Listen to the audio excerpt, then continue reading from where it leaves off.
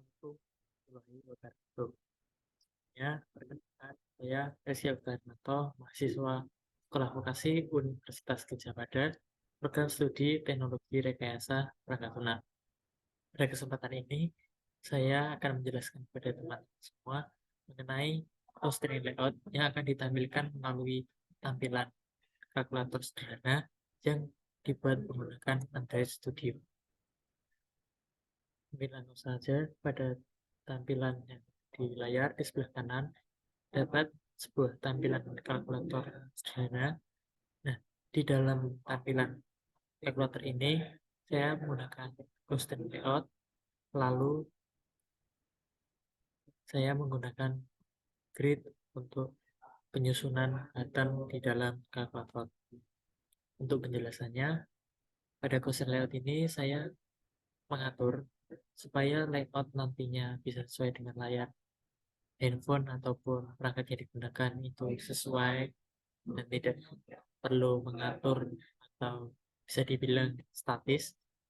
Di sini saya mengisikan lebar dan juga tinggi match pair dengan background hitam. Lalu pada tampilan bagian atas saya menginputkan toolbar menggunakan tag include. Di sini saya memberikan ID toolbar, lalu layoutnya saya mengambil dari toolbar yang ada di dalam folder layout. Untuk pengaturan toolbarnya seperti ini. Di sini saya untuk lebar match parent yang disesuaikan dengan ukuran layar yang digunakan oleh perangkatnya. Lalu untuk tinggi wrap content yang artinya disesuaikan dengan ukuran value yang ada di dalam layout. Nah, untuk value layout yang saya gunakan, untuk layout value terdapat sebuah text view di mana lebarnya match parent ya disesuaikan juga dengan ukuran layar atau tampilan perangkat. Untuk ini wrap content artinya disesuaikan dengan konten atau tulisan yang di dalamnya. Saya menggunakan text align atau posisi align teksnya center atau di tengah dengan padding 16 dp, text size 30 sp, dan text colornya berwarna hitam. Lalu untuk teksnya berstyle atau bertampilan bold atau dicetak tebal. Dimana teksnya saya isikan tulisan kalkulator. Kembali ke tampilan awal.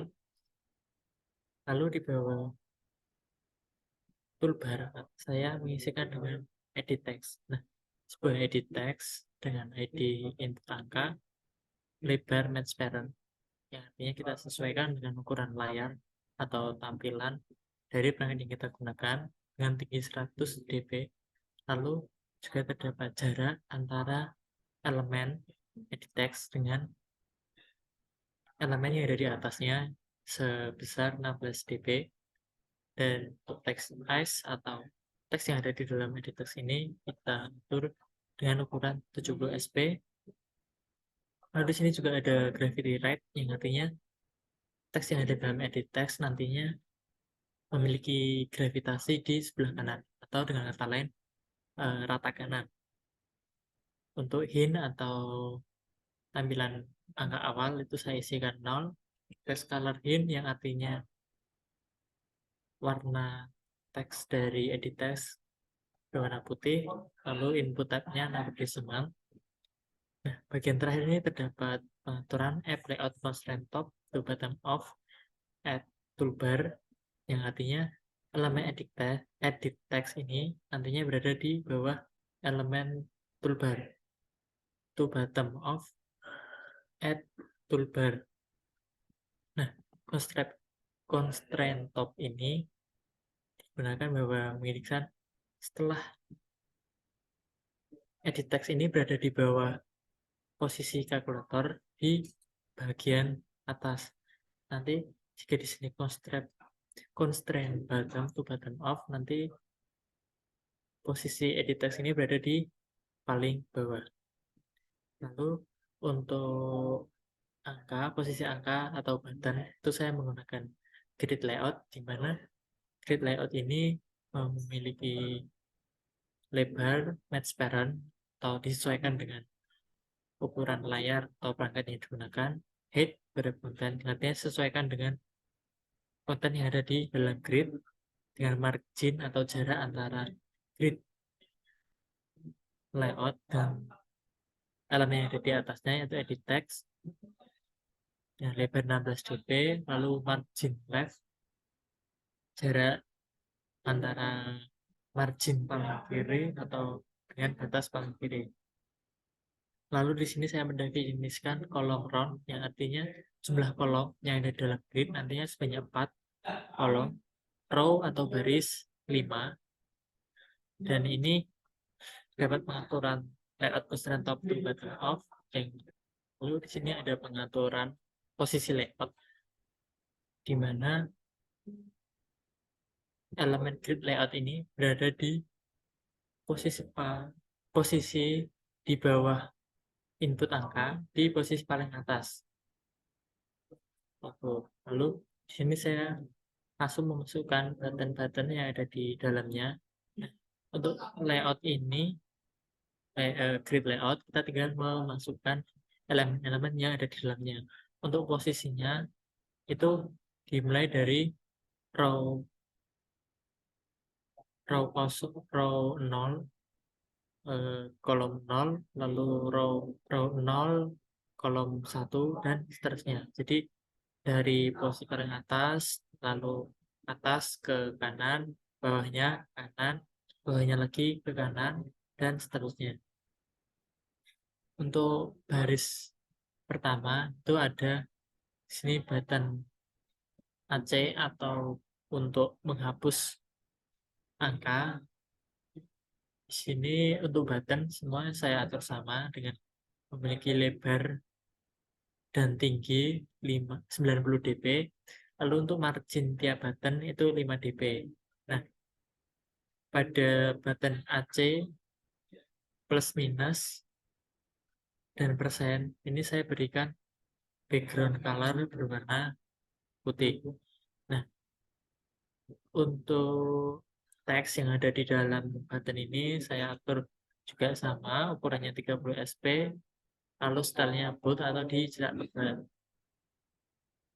Lalu pada button pertama paling kanan itu dapat operasi, yaitu ada pembagian, perkalian, pengurangan, penjumlahan, dan hasil. Itu juga saya atur sama dengan warna emas atau bisa dibilang kuning. Nah, untuk angka-angkanya ada 7, 8, 9, 4, 5, 6, 1, 2, 3, 0, dan koma. Ini saya atur sama dengan warna abu-abu. Nah, khusus untuk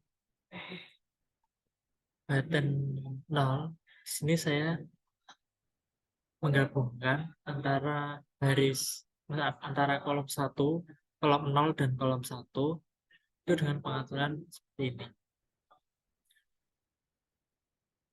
Jadi kita definisikan dulu posisi awal baris, lalu posisi awal kolom, lalu kita definisikan seberapa banyak kita mau menggabungkan atau di span. Nah, pada angka 0 ini posisinya berada di row 4 atau baris 4 di kolom 0, karena untuk indexing atau angka kolom dan baris itu dimulai dari 0.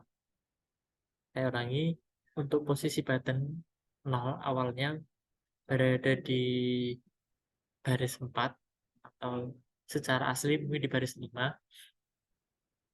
kolom 0 atau secara aslinya di kolom 1.